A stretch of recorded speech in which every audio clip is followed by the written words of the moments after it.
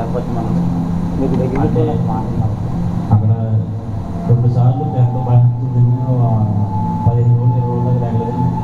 దేవుడు అంతగానో ప్రభుత్వించి దేవుడు నా భార్య ముద్దు స్వస్థపరిచి 17 గంటల శక్తి బాధించిన దేవుడికి రుణస్థలే ఉన్నాం. దాని గురించి పూర్తి ఏర్పడి చెప్పిన మన పనులకు పెట్టాలి. అయ్యా కూడి పెడదాం అనుకున్నాం.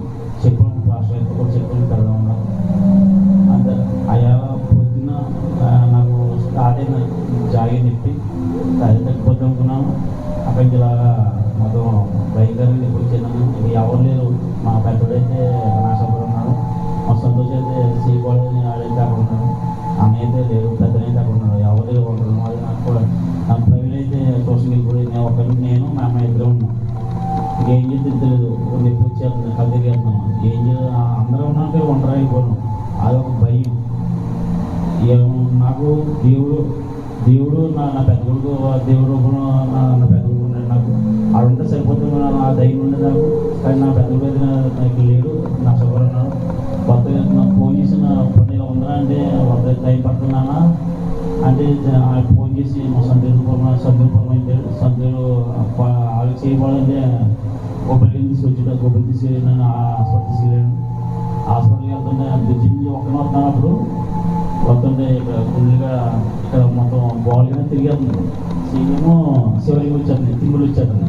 ఇంకా ఆందోళన వచ్చేది. భయం. ఇక చచ్చిపోతానేమో నా బిడ్డ చూసుకోనేమో అనిపించింది. ఇంకా ఆ సమయంలో ఇక మా సొంత చెప్తే నాన్న నాకు బాగాలేదు, నేను ప్రాబ్లం ఉన్నాను ఆడన్నాడు. సో ఎలా కదా ఎవరితో నా బాగా బ్రిడ్జిగా ఉన్నాను. అయితే భయం ఎక్కడ పడంటే కొబ్బరి తీసుకొచ్చాడు. ఆ పురమాయించి నా హాస్పిటల్ తీసుకెళ్ళాడు. హాస్పిటల్కి హాస్పిటల్ వెళ్తే అక్కడ డాక్టర్ లేరు. ఒకదని డాక్టర్ రాదని అక్కడ మళ్ళీ ముందు సిమ్మిన్ హాస్పిటల్ వెళ్ళాను. గంగాధర్ హాస్పిటల్కి అయినంత ఒక 6 గంటలు అయిపడుతుందమ్మా అందులో డాక్టర్ అన్నారు. కానీ నాకైతే మొత్తం నొప్పి భయంకరంగా వచ్చేద్దాం. కానీ కిడ్నీ డోస్ నొప్పి ఎప్పటికీ ఉందని నాకు అంత భయంకరంగా నొప్పి చూడలేదు. నేను నుంచున్నాను, కూర్చున్నాను, పడుకున్నాం. బెడ్ ఇచ్చేది పడుకోమన్నారు. పడుకుంటే అంత కిడ్నీ నాకు అంత పెయిన్ వచ్చేస్తున్నాను. అదొక బాధ. నేను అనుకున్నాను అడుగు కడతలేదు. ఇక నాకు కూడా మా బొబ్బిలో కూడా ఉన్నాడు. ఏం కంగ కూడా బాగా ఎలా ఉంటుంది. ఇంకా కిడ్నీ డోస్ నింపుతుంది. అక్కడ కంగ కూడా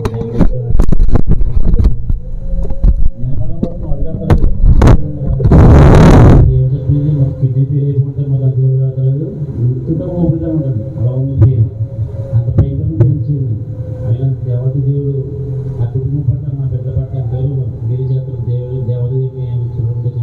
మీరు రుణస్థలే ఉన్నాను. నా కుటుంబం నేను కూడా ఆయన చేసిన పేర్లు గుర్తెరగలేక నేను లోకం వైపు చూసి జీవిస్తాను.